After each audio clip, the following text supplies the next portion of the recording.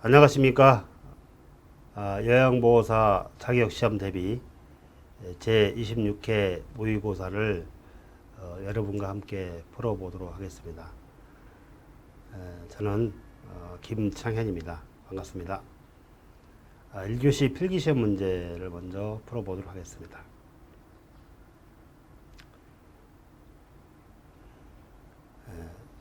노인 장기요양 보험제도에서 장기요양 인정 최소 유효기간으로 오른 것은 물어봤습니다. 답은 나와 있죠. 최소 유효기간은 1년 이상입니다. 여러분 교재에 보면 29페이지에 나와 있을 거예요. 교재 29페이지 보면 조금 부연 설명해 볼까요? 교재 29페이지 참고해 보시면 장기요양 인정 기간에 대해서 나와 있는데요. 장기요양 인정 유효기간은 최소 1년 이상으로 한다. 다만 장기요양 유효기간 원칙은 유효기간 갱신이 있죠. 갱신할 때는 직전 등급과 같은 1등급으로 판정을 받을 경우 유효기간은 4년이고요. 갱신 결과 직전 등급과 같은 2등급 또는 3등급으로 판정을 받을 경우 유효기간은 3년입니다. 이렇게 기억해 두시면 쉽게 문제를 풀 수 있습니다. 다음 중 방문 목욕이죠. 방문 목욕을 제공하는 장기 요양원으로 오른 것은 뭡니까? 당연히 우리 요양보호사 시험이니까 다른 시험보다는 요양보호사죠. 답은 이미 나와 있습니다. 교재 33페이지 볼까요? 교재 방문 목욕을 제공하는 장기요양원은 돼 있어요. 장기요양요원은 거기 보면은 그 참고에 나와 있죠. 장기요양기관에 소속되어 있으면서 장기요양 대상자의 신체활동 또는 가사활동 지원 등의 서비스를 제공한 자를 말한다. 다음으로 방문 요양과 방문 목욕의 장기 요양원은 요양보호사를 한다. 또 방문 간호의 장기 요양 요원은 다음의 자로 한다. 첫째, 간호사로서 2년 이상의 간호 업무 경력 있는 자. 둘째, 간호조무사 중 3년 이상의 간호 보조 업무 경력이 있는 자로서 보건복지부 장관이 지정한 교육기관에서 소종의 교육을 이수한 자.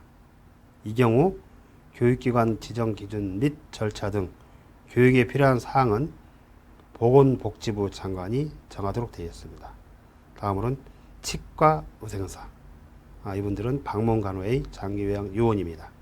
그래서 여기서 말하는 방문 목욕의 장기요양 요원은 요양보호사를 한다.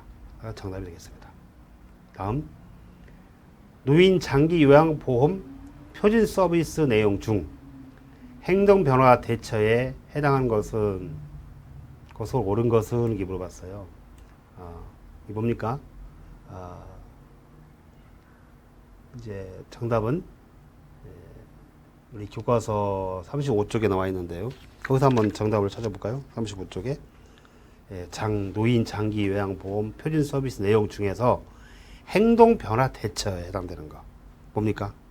표준 서비스 보면 신체 활동 지원 서비스, 일상생활 지원 서비스, 개인 활동 지원 서비스, 정서 지원 서비스, 치매 관련 지원 서비스 이렇게 있죠.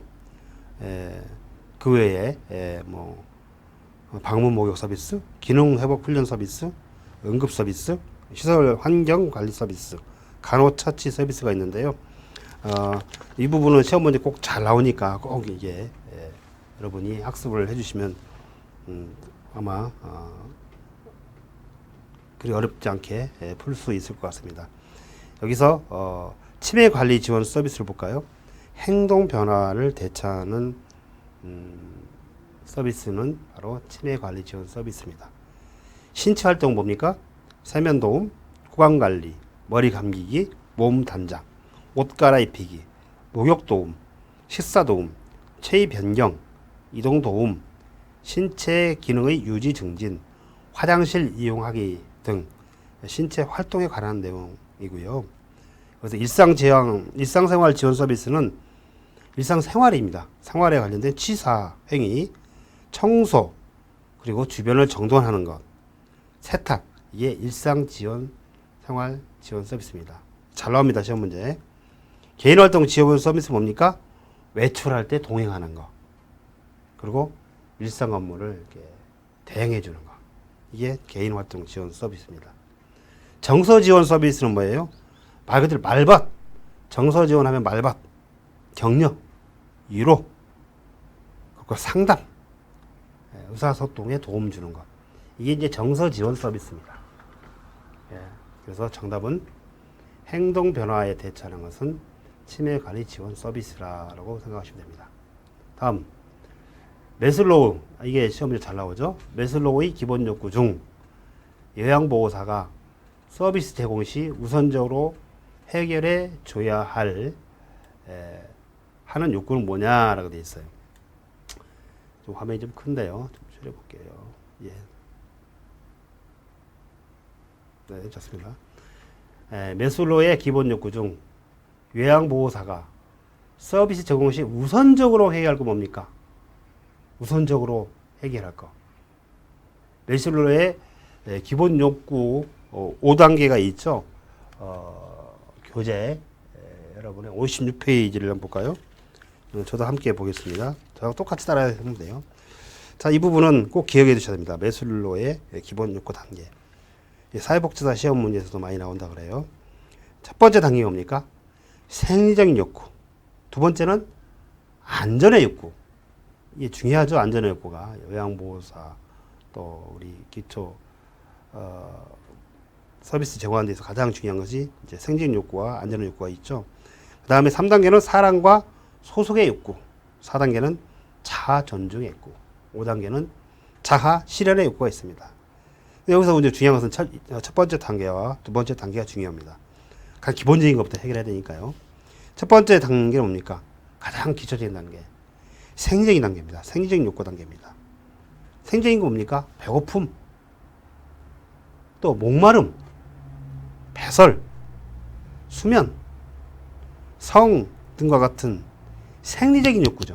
말 그대로 생리적인 욕구를 해결하는 단계, 이게 가장 우선시 제공해야 할 욕구입니다.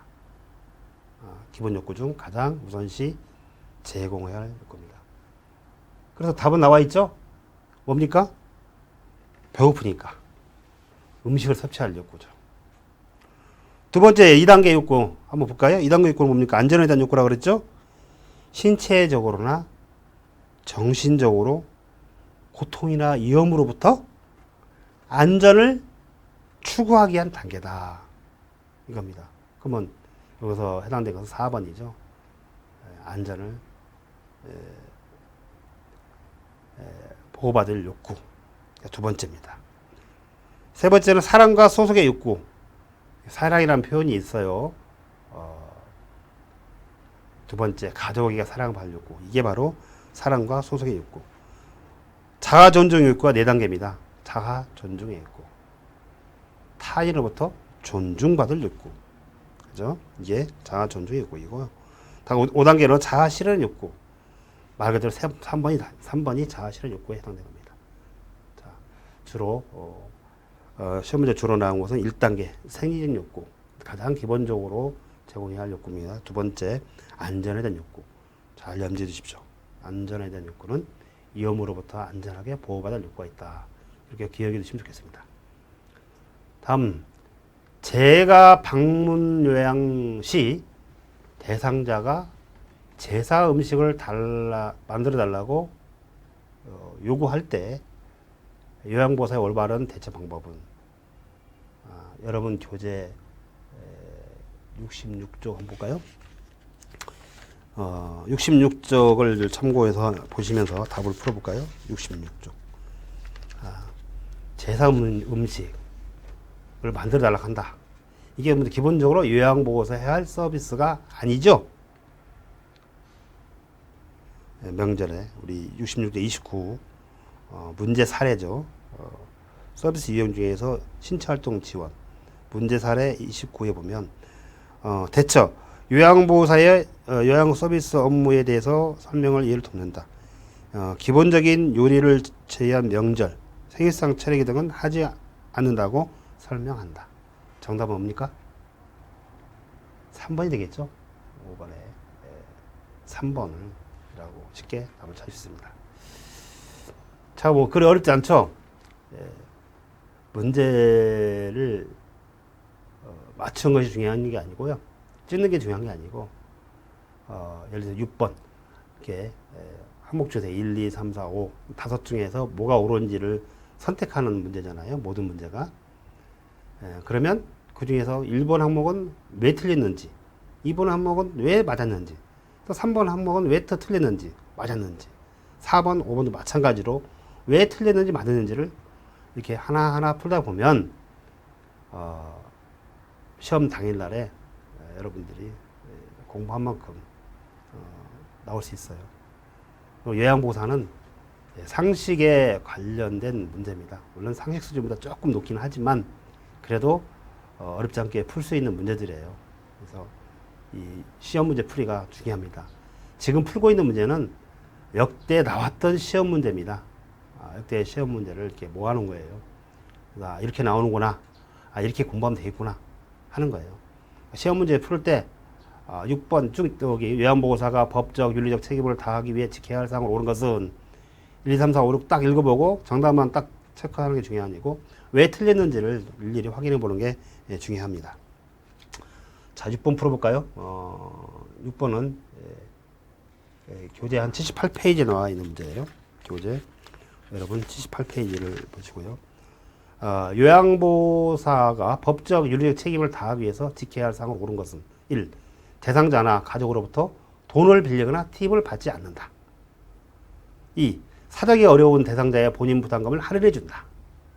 3. 사고 발생 시에는 보호자에게 연락한다. 4. 장기 요양 등급을 받을 수 있도록 유도한다.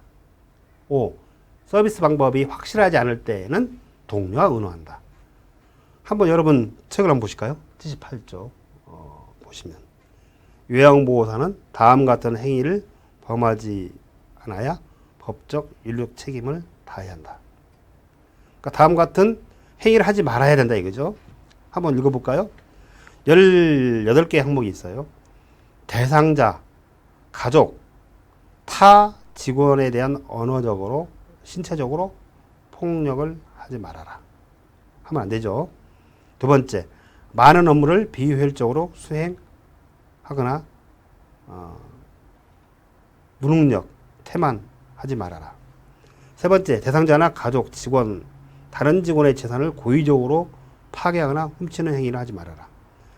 네 번째, 감독자에게 대한 불복종이나 반항하지 말아라. 다섯 번째, 비도덕적이고 정직하지 못한 행위 하지 말아라. 여섯 번째, 알코올, 약물 혹은 마약을 복용하고 근무하는 행위 안 되죠. 일곱 번째, 대상자나 가족으로부터 돈을 빌리거나 뇌물 혹은 팁을 받는 행위를 하지 말아야 된다. 자, 첫 번째 틀렸죠. 감독자에게 알리지 않고 근무지를 비우는 행위 하지 말아야 되고, 금연 구역에서 담배를 피우면 안 됩니다. 또 물건을 팔거나 공용 물품을 가져가는 행위는 해서는 안 됩니다. 복지용구를 직접 판매 또는 대여하거나 이를 알선하는 행위는 하지 말아야 합니다.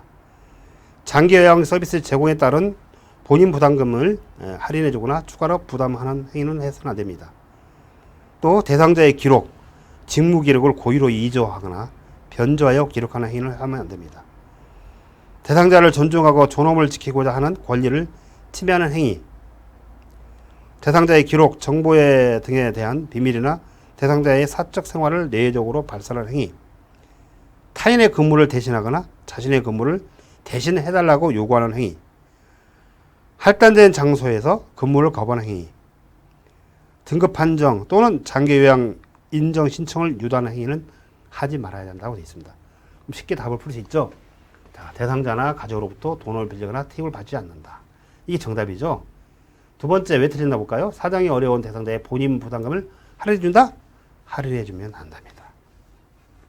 사고 발생 시에 보호자가 연락한다? 사고 발생 시 보호자 연락하는 게 시설장이나 시설장에 바로 연락해야 됩니다. 장기요양 등급 받을 수 있도록 유도한다? 유도 장기요양 인증 신청을 유도하는 행위는 하지 말아야 된다고 되어 있습니다. 서비스 방법이 확실하지 않을 때는 동료와 의논한다? 서비스 방법이 확실하지 않을 때는 시설장과 의논한다. 이렇게 보시면 될 것 같습니다. 다음 7번 다음 설명에 해당하는 시설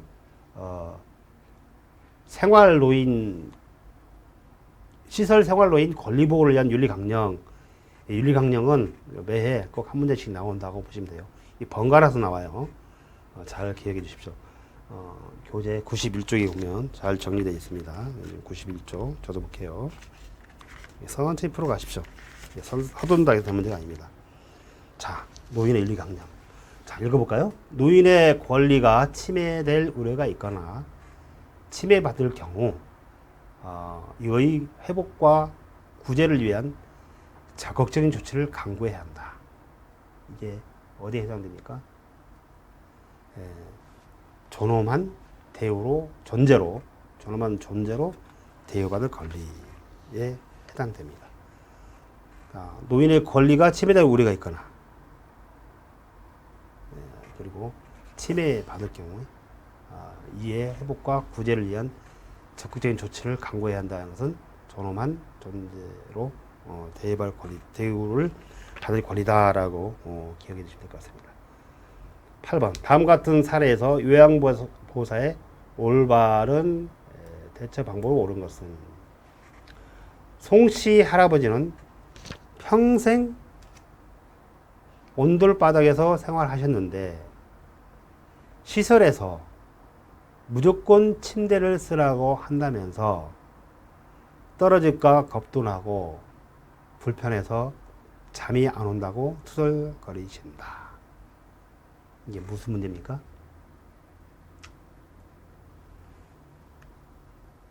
자, 아까 얘기했다시피 이 내용은 여러분 교재 93페이지에 답이 있는데요.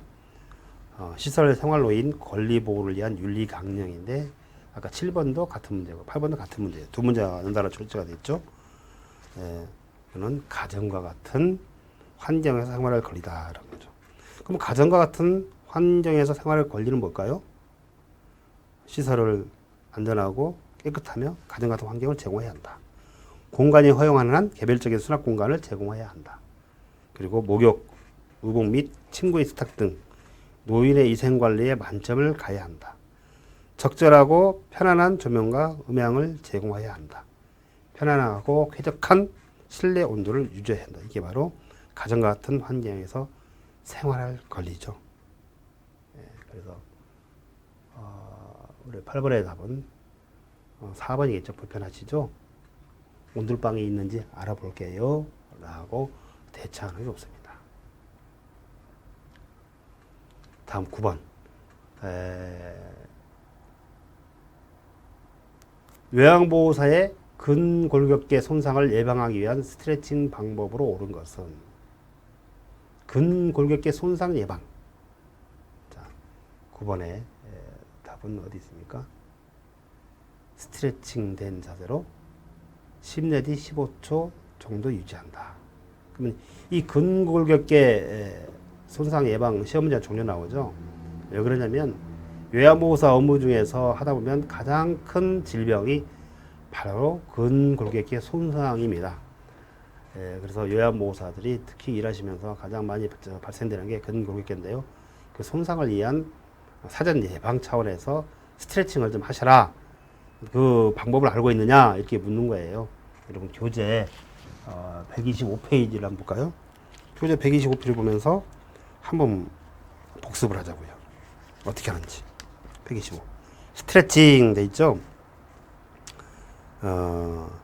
스트레칭을 안전하고 효과적으로 하기 위한 주의사항으로 보겠습니다. 같은 동작은 10회 반복하는 게 아니라 2, 3회 반복한다 하고, 동작과 동작 사이는 5 내지 10초 정도 쉰다. 두 번째, 동작을 빠르게 한다? 아니죠. 천천히 안정되게 한다. 통증을 느낄 때까지 한다? 아니죠. 통증을 느끼지 않고 시원하다. 예, 느낌이 드는 범위 내에서 하시라는 겁니다. 네 번째, 스트레칭 된 자세로 10 내지 15초 정도 유지해야 근섬유가 충분히 늘어나 효과를 볼 수 있다라는 겁니다. 다섯 번째, 상하 좌우 균형 있게 교대로 한다. 여섯 번째, 호흡은 편안하고 자연스럽게 한다. 이게 스트레칭 할 때 주의사항입니다. 다음 10번, 노인 부양 문제를 해결하기 위해서 노인의 개인적 대체 방법을 옳은 것은, 이게 저도 이 시험 26회 때 시험 봤는데요. 이게 평상시에 풀어보지 않는 문제가 나왔네 라고 해서 약간 당황을 했던 문제입니다. 노인 부양 문제를 해결하기 위해서 노인 개인적으로 대처할 방법 옳은 것은, 곰곰이 생각하면 답이 나와요. 1. 노인 요양보험 확대, 이거는 정부 당국에서 할 일이죠. 3번, 양질의 노인 일자리 개발도 국가에서 해야 할 일이고, 노인 복지 정책 강화도 국가에서 해야 할 일이고, 노인 요양 시설 확대도 국가나 지방자치가 해야 할 일입니다. 근데 노인 스스로 할 수 있는 것은, 스스로 대처할 수 있는 방법은 사회 교육 프로그램 참여입니다. 답은 2번이 되겠습니다. 그러면 우리 10번에 보면 여러분 교재 159페이지에 볼까요? 다시 한번 복습해야죠. 이 문제가 또 나오죠. 똑같이 안 나오지만 비슷하게 바꿔서 나오니까, 한번 나온 문제니까 다시 풀어보세요. 제가 말씀드리고 싶은 것은, 나온 문제에서 또 나옵니다. 똑같이 안 나와요. 제가 6구 법칙이라고 그래요. 지금 나온 문제 중에서 90%가 다시 출제되고요. 그 중에 60%만 맞으면 합격한다. 6구 법칙입니다. 그래서 여러분, 노인 부양 문제의 해결 방안 해가지고 교재 158페이지부터 159페이지까지 나와 있어요. 여기서 이제 시험 문제가 나왔습니다. 신규 문제죠. 자, 노인의 개인적 대처 방법이 있고, 노인 복지 정책 강화, 세대 간의 갈등 조절, 가족과 사회와의 협력, 이게 이제 노인 부양 문제의 해결 방안인데요. 한번 쭉 읽어보시고, 그 중에 노인의 개인적 대처 방법으로는 각종 사회 프로그램을 통해서 재교육 기회를 갖는 것이 바람직하다. 또 노화에 따른 자신감의 상실과 우울을 견딜 수 있는 정신적인 부담과 훈련이 필요한 거죠. 그래서 이 노인이 개인적으로 대처할 것은, 이외에도 노인이 자신의 삶을 스스로 책임져야 하는 일을 피할 수 없는 현실이 되었기 때문에, 노인연금제도, 보험제도 등을 통해서 노후 생활을 스스로 준비하고, 편안한 노후 생활을 보장하기 위해서, 보장의 1차적 조건이 경제적 안정이죠.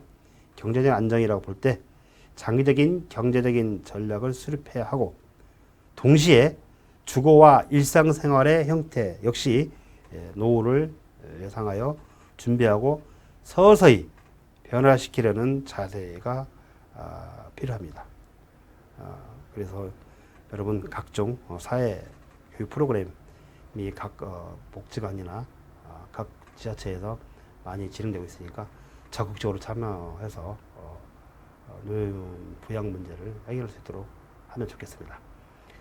다음은 이제 대장암이네요. 이제 건강에 관련 문제, 신체 관련 건데요.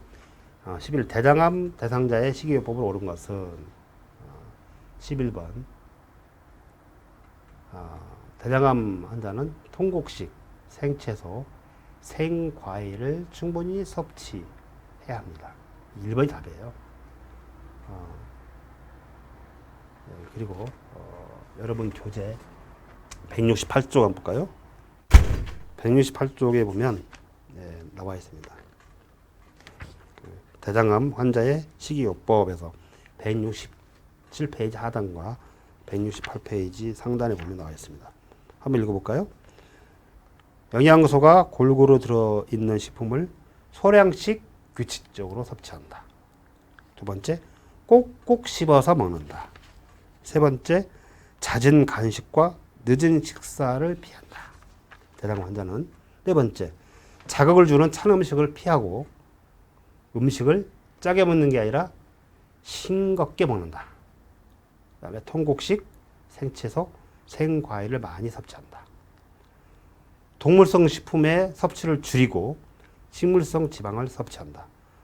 여덟 번째, 가공식품, 인스턴트 식품, 훈연식품은 피하고 하루에 6 내지 8잔 생수 마시기를 하시면 좋습니다.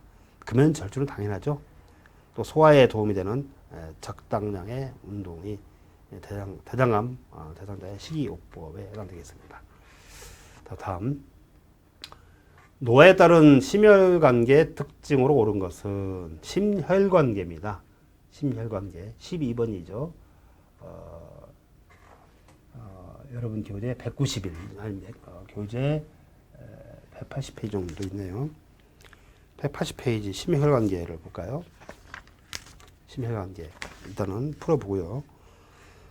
첫 번째 1. 혈압 조절 능력이 증가한다. 두 번째, 심장의 탄력성이 증가한다. 세 번째, 심장의 근육량이 증가한다. 네 번째, 심장의 정맥 기관이 증가한다. 다섯 번째, 최대 심박출량이 증가한다. 다 증가로 되어 있네요. 다 증가로 되어 있어요. 근데 보세요. 전문 사람들과 나이 드신 분과의 그 차이를 비교하면 쉽게 정답을 맞출 수 있습니다. 자, 다 증가하죠. 그 중에서 어르신들이 증가 안 되는 게 있어요. 근육량이 증가한다? 이건 아니죠. 근육량이 감소합니다.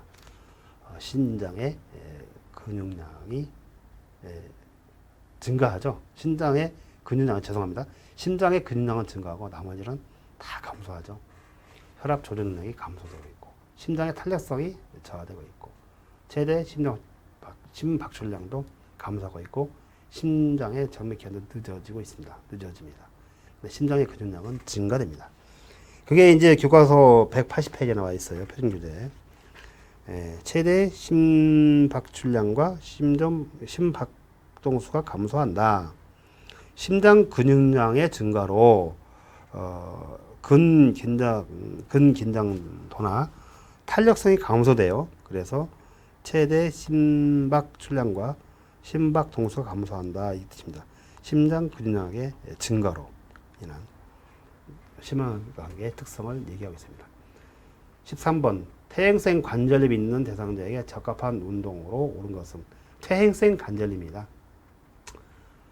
퇴행성 관절염 볼까요? 1. 등산 2. 수영 3. 배드민턴 4. 계단 오르기 5. 장거리 걷기 퇴행성 관절염은 무리한 힘이 가는 운동을 하면 안 되죠. 수영이 정답이 되겠습니다.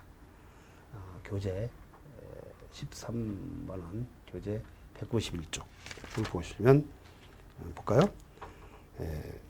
퇴행성 관절염 대상자에게 치료 및 예방 방법이 나와 있네요. 그 치료 예방 방법을 보면 약물 치료를 한다, 온냉요법, 마사지, 물리치료를 한다, 관절의 부담을 완화하기 위해서 체중 조절을 한다. 그리고 관절의 부담을 주지 않는 규칙적인 운동을 하는데 주로 운동 예로는 수영, 걷기, 체조 등을 하면 좋습니다. 그 다음에 통증이 악화되지 않는 범위 내에서 관절 경직을 예방하고 근육 강화를 위해 관절이 움직일 수 있는 가능한 방향으로 하루에 몇 번씩 움직여준다. 그 다음에 관절의 파괴가 심한 경우 수술을 한다. 이게 퇴행성 관절염 대상자에 대한 치료 및 예방이 되겠습니다. 다음 중 14번 다음 중 전립선 비대증 증상으로 옳은 것은 전립선이 비대하다. 주로 이제 남성분들에 해당되는 건데요. 첫 번째, 요도가 넓어져서 소변을 자주 본다. 소변 주기가 굵다. 세 번째, 소변이 마려울 때 참기 힘들다. 네 번째, 배뇨 후 잔여감이 없다. 다섯 번째, 소변을 보는 횟수가 줄어든다. 뭐가 정답이겠습니까? 1. 요도가 넓어져서 좁아지죠. 소변을 자주 보게 됩니다. 소변 줄기가 가늘어집니다. 힘도 없죠. 소변이 마려울 때 찾기 힘듭니다. 답은 3번이게 되어 있습니다. 배뇨 후 잔여감이 있습니다. 소변을 보는 횟수가 늘어납니다. 근데 이 전립선 비대증 증상에서 여러분 교재 199쪽인가요? 자, 199쪽을 같이 볼까요? 전립선 비대증의 증상 원인.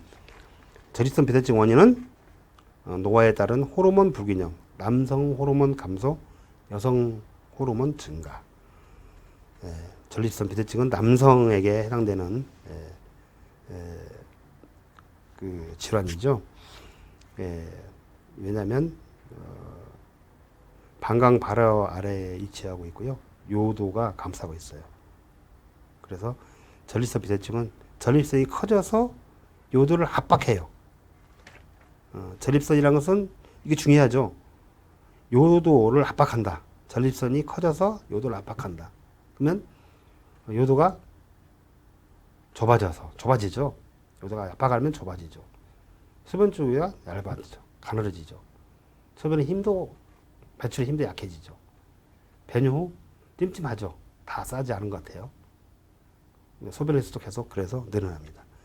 이게 원인이고 증상은 여기 있다시피 배뇨 후 잔뇨감, 소변 줄기 끊어짐, 약한 소변 줄기, 소변에 금방 나오지 않고 힘을 줘야 나오고 이렇게 이제 전립선 비대증의 증상입니다. 잘 알아두십시오. 그 다음에 욕창의 예방이죠. 욕창 나왔습니다. 꼭 시험 문제 나오죠. 욕창. 욕창의 치료 및 예방을 위해서 우선적으로 공급해야 할 영양소는 뭡니까? 1. 칼슘, 2. 지방, 3. 단백질, 4. 비타민, 5. 탄수화물. 제가 26회 시험 봤는데요. 이 문제 제가 틀렸어요. 욕창하니까 갑자기 헷갈리기 시작하더라고요. 욕창하니까 살갗이 두꺼워야 되나? 그러면 지방을 많이 있어야겠네? 지방을 내가 선택했던 것 같아요. 정답은 단백질이에요. 저도 틀립니다. 204페이지에 보면 100점 맞을 수가 없어요. 100점 맞으려 하지 마십시오. 거의 다시피 60점 이상 맞으면 돼요. 여기서 우리 욕창 관련된 내용은 203페이지 욕창의 단계별 증상이 있고요. 욕창 치료 예방이 있어요. 그래서 204페이지에 보면 여러분 좀 같이 살펴볼 수 있습니다. 뭐라고 되어 있냐면 욕창 예방을 위해서 공급해야 할 영양소는 단백질 등의 충분한 영양 공급을 한다. 15번, 16번에 되어 있죠. 단백질 등의 충분한 영양 공급을 한다. 이렇게 좀 나왔어요. 모처럼 만에 나온 문제입니다. 처음 나온 문제예요. 그래서 여러분 단백질을 공급해야 된다라고 염두에 두시기 바랍니다. 그 외에도 그 욕창 예방 치료 방법 많이 있죠. 특히 젖은 침대 시트를 바로 교체하고 침대에 주름을 잘 펴주고 무릎 사이에 베개를 끼워 마찰을 방지하고 도넛 모양의 베개를 사용하면 안 된다는 거죠. 오히려 도넛 모양은 압박을 받는 부위에 순환을 저해함으로 삼간다라는 겁니다. 그 다음에 뜨거운 물주머니는 피부에 화상을 입힐 수 있으므로 조심하고 피부를 주무르는 것은 삼가하시고 목에 꽉 낀 옷과 단추 달린 스커트나 바지는 피하고 손톱에 긁히는 일이 없도록 손톱을 짧게 자르고 그리고 중요하죠. 2시간에 한 번씩 몸을 돌려서 자세를 눕힌다. 이게 중요합니다. 다음 16번 또 대상포진 나왔습니다. 다음 중 대상포진에 대한 설명을 옳은 것은 했어요. 1. 세균성 피부질환이다. 2. 가려움이 없는 수포가 발생한다. 3. 통증은 일주 후에 사라진다. 4. 장렬감을 포함한 발진이 나타난다. 5. 과거 풍진을 앓았던 사람들에게 자주 발생한다. 한번 정답 한번 찾아보시겠습니까?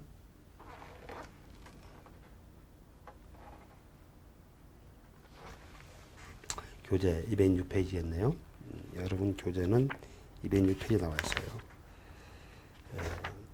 대상포진에 대해서. 대상포진은 정답은 장려감을 포함한 발진이 나타난다 되어 있습니다. 그러면 대상포진의 원인은 뭘까요? 고령, 과로, 스트레스, 그리고 백혈병, 골수나 기타 장기 이식, 그리고 자가 면역 질환 및 면역 억제제 복용으로 대상포진 질환이 발생하죠. 증상은 가려워요. 엄청 가렵다 그럽니다.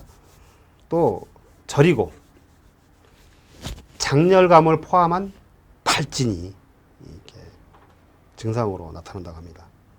또한 증상으로는 수포, 통증이 생기는 것이 대상포진의 증상입니다.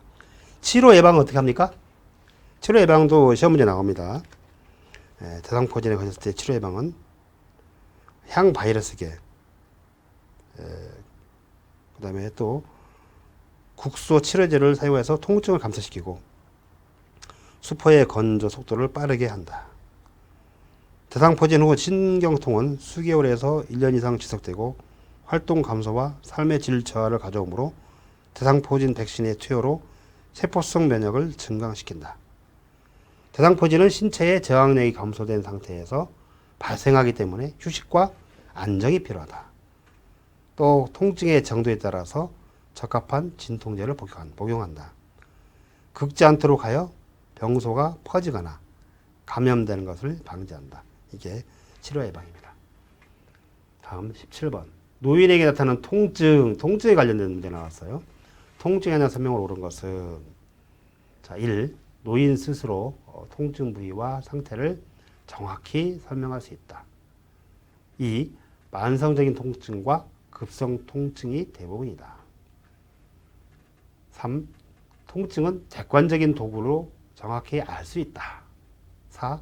통증이라는 단어를 사용하여 직접적으로 표현을 한다. 5.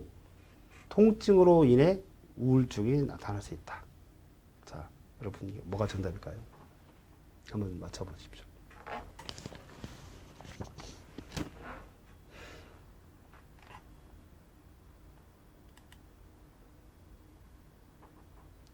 맞췄나요? 네. 답은 5번이죠. 통증으로 인해 우울증이 나타날 수 있다. 그러면 나머지 문제도 한번 풀어볼까요?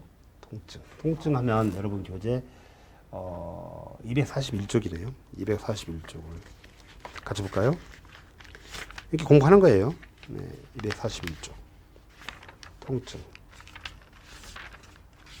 노인의 통증. 238쪽이네요. 통증.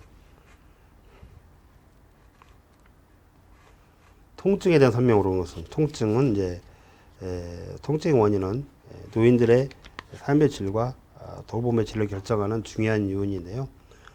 통증 조절은 장기 요양 상황과 생애 마지막에 있는 노인들에게 삶의 질과 돌봄의 질을 결정하는 중요한 요인입니다. 통증의 원인은 다양하게 나타나는데요. 다음과 같습니다. 근골격계 질환, 암성 통증, 대상포진 이런 것들이 통증의 원인이 되기도 하죠. 그리고 가장 일반적인 통증 유발 원인으로는 골관절염, 다발성 근육통, 류마티스 관절염, 동맥경화성 말초 혈관 질환 등이 있는 노인의 80% 이상이 통증을 경험합니다. 암성 통증은 암에 걸려서 경험하는 통증은 신체적인 뿐만 아니라 죽음 앞에서 정신적, 사회적, 영적 고통을 경험하며 나타내는 통증입니다. 대상포진은 앞에서 풀어봤다시피 전문층보다 노인에게 더 심한 통증을 경험하게 됩니다. 그래서 여러분 교재 241쪽이죠. 노인들에게 통증은 얼음 한 조각을 줄 테니 손 안에 쥐어 보세요. 그러면 아픈 것보다 차가운 느낌에 집중할 수 있어서 아픈 것은 잊을 수 있어요. 라고 말해 줘서 통증을 대체할 수 있도록 돕는 것도 하나의 방법이죠. 노인의 통증은 다양한 언어로 표현함으로 잘 관리해야 합니다. 통증이라는 단어를 사용할 수가 없죠. 사용보다는 아프다, 뭐 타는 듯하다, 뭐 찢어지는 듯하다 이렇게 표현을 주로 많이 합니다. 노인이 스스로 통증 부위 상태를 설명할 수가 없고 만성적인 노인이 자신이 경험한 통증은 모두 포함하지 않습니다. 통증은 정확히 관찰하는 객관적인 도구가 없습니다. 만성적인 근골격계 통증을 갖고 있어서 노인은 규칙적인 운동, 통증과 기능적인 상태를 향상시키는 데 큰 도움이 된다고 합니다. 자, 노인은 자신이 경험하는 통증은 모두 포함하지 않습니다. 이런 내용들을 한번 241쪽에 나와 있네요. 요양보호 활동에 관련된 내용입니다. 쭉 한번 읽어보시면 이 문제를 볼 수 있을 것 같습니다. 다음에 이제 만성질환에는 나와서 만성질환을 예방하기 위한 노인 운동의 방법은 1. 최대 심박 동수의 80% 수준으로 운동한다. 2. 이른 아침이나 밤 시간에 대해 운동을 한다. 3. 고강도로 시작하여 저강도 운동으로 마무리한다. 4. 마무리 운동은 안정시 심박 동수로 돌아올 때까지 한다. 운동을 모두 마친 후 휴식 시간을 갖는다. 답은 마무리 운동은 안정시 심박 동수로 돌아올 때까지 한다가 답이 되겠습니다. 18번은 교재 246쪽에 나와 있어요. 246쪽에 보시면 만성질환을 예방하기 위한 운동이죠. 운동에서 운동 관리의 중요성입니다. 최대 심박 동수는 40 내지 50% 정도가 매우 낮은 수준으로 운동을 시작하고 적어도 10분 이상 준비 운동을 하고 다음에 저강도 운동으로 근육 피로, 호흡곤란, 협심증, 부정맥, 혈압의 변화 등에 주의한다. 운동의 강도, 기간, 빈도를 서서히 증가시킨다. 안정시 심박 동수로 돌아올 때까지 마무리 운동을 한다. 그죠? 그 다음에 운동을 하는 중간중간에 충분한 휴식을 취한다. 휴식을 충분히 취해야 되죠. 개인의 능력에 맞는 운동 프로그램을 실시한다. 항상 그리고 즐거운 마음으로 운동을 하고 그래야만 스트레스도 해소가 됩니다. 빠르게 방향을 바꿔 하는 운동이나 동작은 금한다. 이게 어르신 운동 관리에 대해서 시험 문제가 나왔습니다. 노인 운동 방법 잘 기억해 주십시오. 그다음 대상자의 질환이 성생활에 미치는 영향으로 올바르게 된 것은 자궁 적출술, 성기능 감소, 당뇨병, 발기부전, 심근경색, 성욕구 감소, 알코올 중독, 성기능 증가, 전립선 절제술, 성욕구 감소. 자, 어떻게 답일까요? 한번 풀어보시겠습니까? 바르게 연결된 거예요. 당뇨병 환자는 발기부전이 동반됩니다. 답은 2번이 되겠습니다. 나머지는 반대죠. 자궁 적출술에 따라서 성기능이 감소하지 않습니다. 심근경색에 따라서 성기능을 감소하지 않고요. 알코올 중독에 따라서 성기능 증가하지는 않습니다. 오히려 감소할 수 있죠. 전립선 절제술은 성욕구를 감소하지 않습니다. 성욕구는 증가하지만 횟수는 또 틀려지겠죠. 사람마다 틀리니까요. 여러분이 19페이지 교재 251쪽입니다. 225쪽을 해서 다시 한번 성생활에 대해서 노인의 성에 대해서 한번 쭉 살펴보시면 되겠습니다. 20번 흡연. 노인의 흡연에 대한 설명 오르는 것은 흡연은 체중 감소 효과가 있다. 흡연은 우울증, 불면증을 개선한다. 흡연과 골다공증은 관계가 없다. 하루에 1, 2개피가 적당 흡연량이다. 오랜 동안 흡연해도 금연하면 건강 개선 유지 및 치유될 수 있다. 답은 나와 있죠. 여러분 5번입니다. 2번 20문제는 어디를 볼까요? 255. 틀린 분들을 위해서 한번 검토해 보는 거예요. 255. 절주와 금연에서 나와 있습니다. 자, 나왔죠? 그 다음에 그림으로 잘 표현되어 있네요. 256쪽 상단에. 알코올이 인체에 미치는 영향. 또 흡연이 인체에 미치는 영향에 대해서 쭉 나와 있습니다. 그래서 여러분 이제 담배를 끊는 것은 언제라도 절대로 늦는 것이 아닙니다. 노인의 손상된 건강을 치유할 수 있습니다. 현재 건강상의 문제가 있는 노인에게도 특별한 주의사항이 될 수 있습니다. 담배는요. 술은 우울증, 불면증, 또 다른 문제를 극복할 수단으로 이용되기 때문에 남자든 여자든 노인에게 알코올 섭취가 빈번한 문제입니다. 술이 우리 몸에 미치는 영향은 다양하죠. 그래서 특히 오랜동안 흡연해도 금연하면 건강한 게 아니라 치유될 수 있다고 보면 됩니다. 다음은 겨울철 뇌졸중 예방을 위한 안전수칙 오르는 것은 되세요. 1. 운동시간은 낮보다 새벽 시간을 이용한다. 2. 실내 운동보다 실외 운동을 한다. 3. 술을 마신 다음날 아침에 운동을 한다. 4. 운동 시 준비 운동과 마무리 운동은 생략한다. 5. 외출 시 방한복과 모자를 착용한다. 답을 맞춰보세요. 21번. 답은 안전수칙이죠. 겨울철 뇌졸중 예방을 위해서 외출 시 방한복과 모자를 착용한다. 교재 21쪽, 교재 21문제는 교재 259쪽이네요. 259쪽에 보면 겨울철 계절별 생활 안전 수칙에서 시험 문제 나왔는데 그때 겨울철 뇌졸중 예방 안전 수칙에서 7가지 항목이 나왔어요. 한번 볼까요? 고혈압 등 뇌졸중의 선행 질환 관리를 철저히 하도록 한다. 2. 실외 운동은 삼가하고 실외 운동으로 바꾸는 것이 좋다. 3. 운동 시간은 새벽보다 낮 시간을 이용한다. 운동 시 준비 운동과 마무리 운동을 평소보다 충분히 한다. 술을 많이 마신 다음 날 아침에는 가급적 외출을 삼간다. 장기간 따뜻한 곳에 있다가 갑자기 찬 곳에 나가지 말아야 한다. 1. 따뜻한 곳에서 찬 곳으로 나갈 때에는 양말, 신발, 장갑, 방한복, 모자, 마스크, 목도리 등을 착용해 몸을 따뜻하게 보온한 후 나가도록 한다. 자, 답은 쉽게 찾을 수 있죠? 다음 넘어갑니다.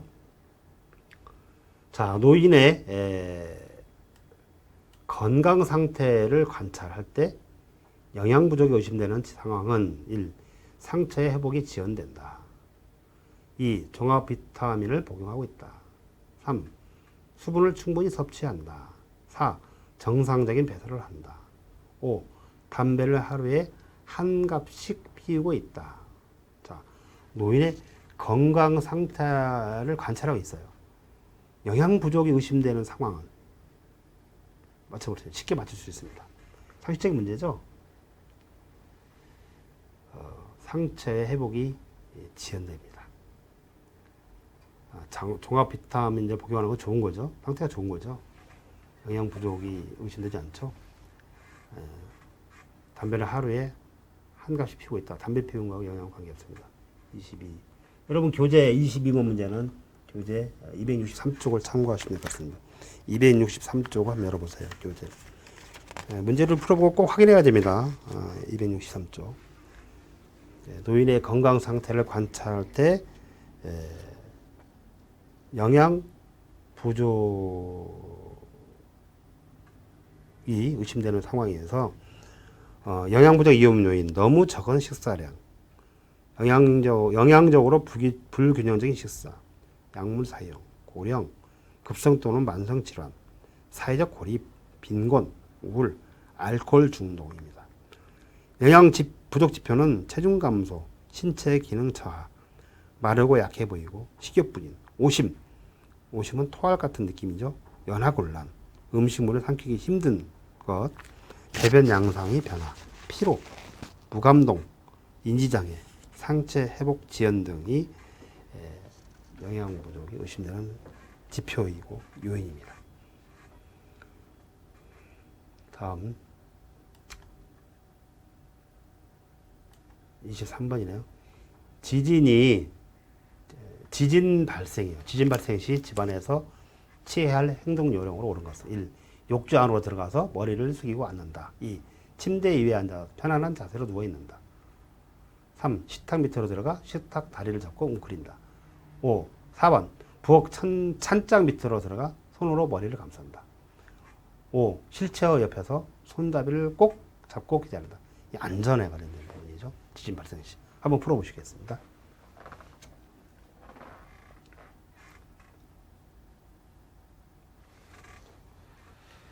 한번 풀어보십시오. 다 풀어보셨나요? 지진. 교재 363쪽에 있어요. 교재 363쪽. 지진. 자, 뭐가 정답일까요? 식탁, 3번이죠. 식탁 밑으로 들어가 식탁 다리를 잡고 웅크린다. 돼 있어요. 자, 교재 363페이지를 보면서 한번 살펴볼까요? 자, 지진. 이건 재해가 발생했을 경우, 그 중에서 이제 화재, 재해, 수해 재해, 지진 재해, 그 다음에 정전 재해, 전기 사고 재해가 있는데요. 그 중에 지진 재해에 대해서 물어봤어요. 지진 재해 보면 우리나라에서 지금 현재 지진이 계속 발생되고 있죠. 평소 우리가 이제 앞으로는 대비를 철저히 해야 될 것 같습니다. 지진 대비하기 위해서는 철저히 크고 무거운 물건이나 높은 곳에서 떨어질 수 있는 물건, 깨질 수 있는 물건은 청소기에 치워준다. 그 다음 두 번째, 깨지기 쉬운 유리그릇 등은 잠글 수 있는 곳에 보관한다.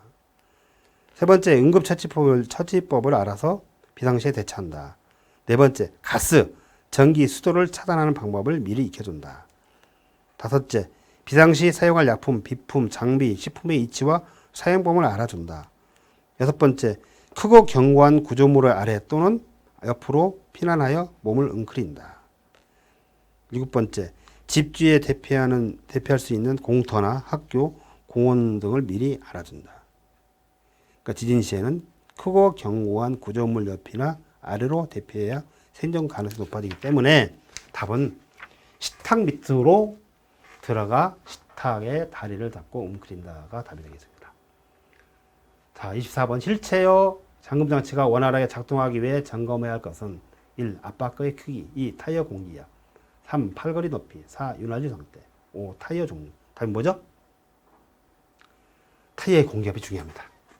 자, 휠체어 잠금장치 원활하게 작동하기 위해 점검해야 할 것은 교재 여러분 24페이지는 367쪽 볼까요? 복지용구 사용에서 수동 휠체어, 사용시 주의사항, 그 다음에 잠금장치 사용, 그 다음에 보관, 이 관련된 내용들입니다.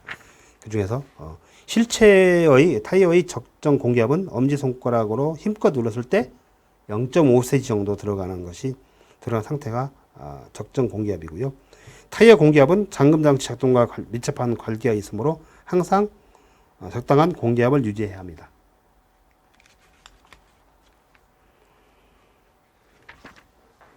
자, 다음 25번. 체중으로 인한 압력을 분산시켜요. 체중으로 인한 압력을 분산시키고 통풍을 원활하게 위한 복지용구는 이제 좀 몸무게가 많이 나가시는 어른들이죠. 어르신들의 체중에 인한 압력을 분산시키고 통풍을 원활하게 위한 복지용구는 1. 욕창 예방 매트리스, 2. 휠체어, 3. 목욕 리프트, 4. 자세 변환 용구, 5. 이동 욕조. 어렵지 않게 풀 수 있죠. 25번에 뭡니까? 25번에 욕창 예방 매트리스.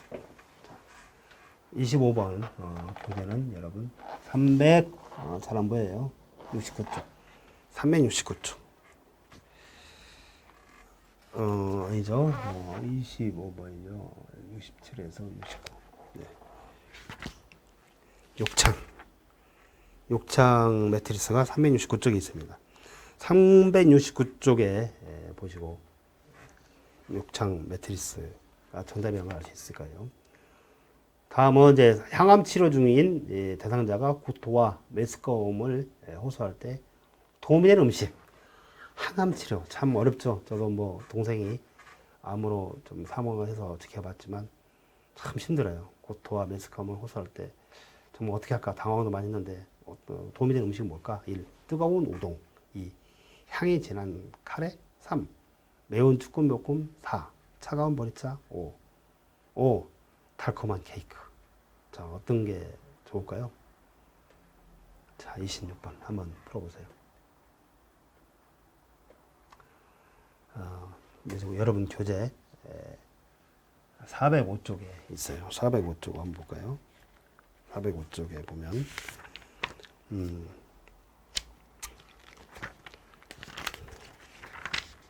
암 환자죠. 항암 치료 중이니까 암 환자의 구토, 메스꺼움 호소할 때 도움되는 음식은 405쪽 보면 소량의 음식을 천천히 자주 먹는다. 자극이 강한 음식은 피한다. 물은 조금씩 자주 마시고 차가운 음료를 마신다. 차가운 음료를 마신다. 이게 답이죠. 뜨거운 음식을 피한다. 냄새가 강한 음식은 피한다. 식사 후 바로 눕는 것은 피한다. 매우 달거나 기름진 음식, 기름에 튀긴 음식 피한다. 뜨거운 음식은 안 된다 그랬죠? 향이 진한 거 안 된다 그랬어요. 냄새가 강한 음식 안 된다 있고, 매운 음식, 매우 맵거나 달거나 기름진 음식, 튀긴 음식은 피한다. 그렇죠? 그래서 1번, 2번, 3번, 5번은 피할 음식이고요. 답은 차갑게 차가운 음료를 마신다. 차가운 보리차가 답이 되겠습니다. 다음 중 식중독이 발생할 위험이 높은 경우는 1번 생선과 조개류는 냉동 보관한다. 2번 달걀은 비벼 씻어서 보관한다. 3번 먹고 남은 음식은 즉시 버린다. 4번 두부는 냉장 보관한다. 5번 육류는 냉동실에서 해동하거나 전자레인지를 이용한다. 27번은 정답 뭡니까? 달걀은 비벼 씻어서 보관한다. 이렇게 하게 되면 식중독이 발생할 없습니다. 달걀은 그대로 뒤집어서 냉동실에 보관해야죠. 자, 27번 이후에는 제가 이제 시간 관계상 빨리빨리 풀도록 하겠습니다. 너무 지금 1시간이 돼가고 있어요. 자, 문제 주시고 보겠습니다. 다만 여러분은 저처럼 지금 이후에는 저처럼 이제 문제 정답 맞추는데 말고 왜 틀렸는지를 다 확인해야 돼요. 28. 재가 대상자와 병원 방문 동행 시 돕는 방법 옳은 것은 4번 동행 전에 이동 보조기구를 점검한다. 여러분 교재 28번은 429쪽을 참고하시기 바랍니다. 다음 비언어적 의사소통 시 요양보호사의 자세로 옳은 것은 29번 한번 풀어보시겠어요? 자, 정답은 대상자를 향해서 약간 기울인 자세가 비언어적 의사소통 시 자세입니다. 자, 교재 여러분 29페이지는 443쪽 참고하시면 되겠습니다. 443쪽. 다음 노인의 여가 활동 중 사교 오락 활동에 해당되는 것은 사교 오락. 시험지 장전 나오죠? 30번 답이 뭡니까? 노래교실입니다. 노래교실. 교재는 458페이지 참고하시기 바라고요. 31번 대상자의 상태 변화, 제공된 서비스의 내용 및 결과 등을 기입하는 요양보호 기록지는 뭡니까? 31번이 업무일지입니다. 헷갈리지 않도록 공부해 주시기 바랍니다. 교재 여러분 472쪽 참고하시기 바랍니다. 다음과 같은 경우에 해당하는 업무보고 형식은 정확성을 필요할 때, 자료를 보존할 필요가 있을 때, 정기보고 뭡니까? 정답이 서면 보고에 해당되겠습니다. 교재 487쪽 참고하시고요. 33번 경적 인지기능 장애 대상자가 다음과 같은 행동으로 도움이 될 수 있는 것은 학용품 이름, 생선 가게에서 살 수 있는 것들을 말하기, 기호로 시작하는 단어 말하기. 뭡니까? 33번 언어의 유창성이 정답이 되겠습니다. 교재는 여러분 교재는 531쪽이 되겠습니다. 다음과 같이 말하는 최장암 말기 대상자의 임종 적응 단계는 난 이제 지쳤어. 나 때문에 가족들이 고생하는 것도 그렇고 아이들도 시집 장가 다 보냈으니 78세면 살 만큼 살았어. 이게 임종 적응 단계에서 어디에 해당될까요? 수용이죠, 수용. 수용. 부정, 분노, 타협, 우울, 수용. 그 중에서 수용에 해당되겠습니다. 교재는 551쪽 다시 한번 살펴보시기 바랍니다. 임종 대상자의 가족에 대한 요양보호로 옳은 것은 정답해 볼까요? 유족을 대신하여 대상자 유품을 정리한다. 장례식에 참석하여 가족을 돕는다. 요양보호사의 슬픔 감정이 전달되도록 한다. 곧 괜찮아질 거예요 라고 위로한다. 그동안 참 잘하셨어요 라고 말하며 지지한다. 뭘까요? 지지한다 그랬어요. 지지한다. 교재 여러분 568페이지 교재 568페이지 한번 보시고 다시 한번 여러분 이해를 해주시기 바랍니다. 임종 대상자 가족에 대한 요양보호 종종 시험 문제 나와요. 임종 시 가족이 임종 대상자에게 직접적인 도움을 주도록 한다. 가족과 함께 있는 것만으로도 가족에 도움이 된다. 장례식이나 장지에 가는 일은 참석 안 해도 된다. 여러 가지 방법으로 가족을 지지한다. 힘드시죠? 수고 많으셨어요. 같이 공감하고 위로해 준다. 또 가족의 자신의 감정을 표현할 수 있도록 한다. 가족의 태도와 행동을 판단하지 말고 중립적인 자세를 유지한다. 이런 게 임종 대상자에 대한 가족 요양보호에 해당되는 것입니다. 자, 1시간 정도 시간을 갖고 풀어봤는데요. 여러분 두서없이 그냥 막 시간이 지나갔네요. 아무튼 시험 잘 보시고 또 요양보호사가 되면 정말 진정으로 어르신들을 돌보는 그런 인성을 갖춘 요양보호사가 되기를 진심으로 기원드리겠습니다. 수고하셨습니다. 감사합니다.